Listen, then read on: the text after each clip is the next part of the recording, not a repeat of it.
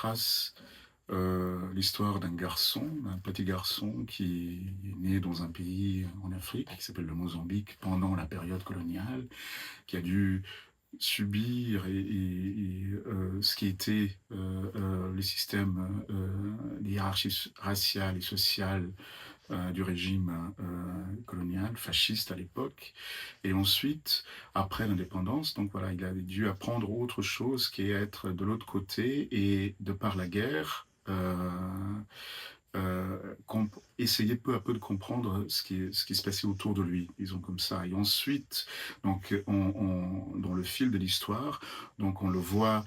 avant l'indépendance, on le voit après l'indépendance, donc avec plein de petites histoires qui racontent et le quotidien et le rapport à cette histoire dans laquelle il est. Ensuite, on le suit dans l'exil, puisque on a dû fuir la guerre, et on suit après, que ça soit au Portugal ou plus tard encore en France, comment un garçon devient un jeune homme, devient adulte, heu,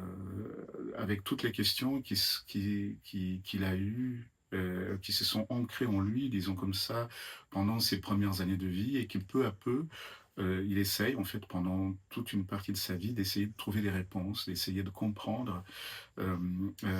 comment il peut répondre à ces questions-là qui étaient en fait en lui depuis très, très, très longtemps. Comment on apprend à trouver ses propres réponses qui parfois sont des réponses qui n'ont absolument rien à voir avec celles qu'on croyait. La pièce est née en fait à partir d'une discussion, une discussion très forte que j'ai eue avec mon père un jour, où tout d'un coup, voilà, on s'est une fois de plus confrontés, donc et c'était vraiment une discussion très très difficile, très dure, presque violente, verbalement évidemment. Et dans cette longue et difficile discussion, à un moment donné, je l'ai regardé et à un moment donné, dans son regard, j'ai compris, j'ai vu en fait le désarroi, j'ai vu la peine, j'ai vu tout un tas de choses qui étaient en lui, malgré lui, et tout un tas de questions qui m'accompagnait et qui ne trouvait pas de réponse vraiment, mais dans son regard, j'ai vu quelque chose qui allait au-delà de lui-même. Et ce quelque chose,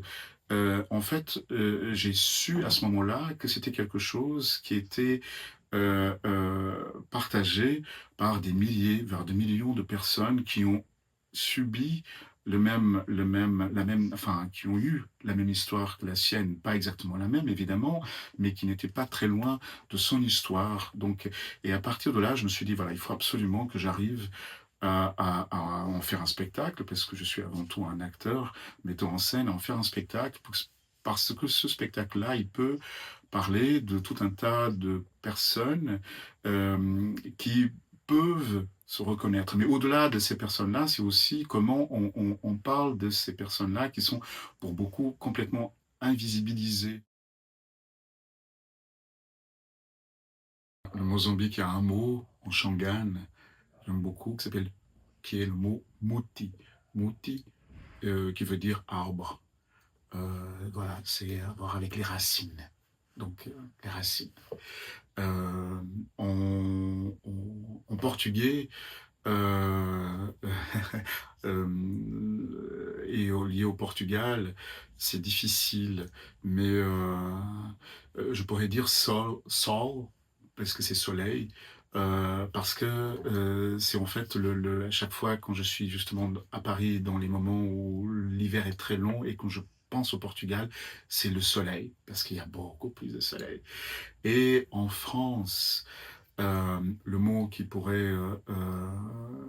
me semble peut-être plus juste par rapport à quand je suis en France ou que je pense à la France, c'est art, A-R-T, parce que c'est en France que j'ai tout mon rapport à l'art, c'est vraiment